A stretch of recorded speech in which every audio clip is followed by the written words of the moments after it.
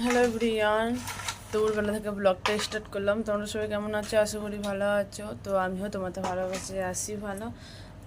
তো চলো আজকে কি কি খাবো তোমাদের দেখাই। দুপুরবেলা কি মা রান্না করছিল, তখন আমি ব্লগ করতে পারিনি, তো এখন করলাম খাওয়ার সময়।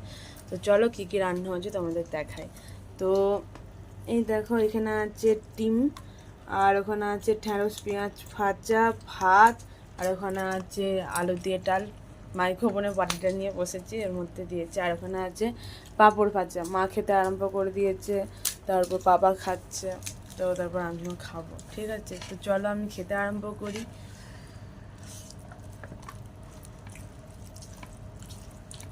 তো আজকে আমাদের এই রান্নার মেনু হয়েছে।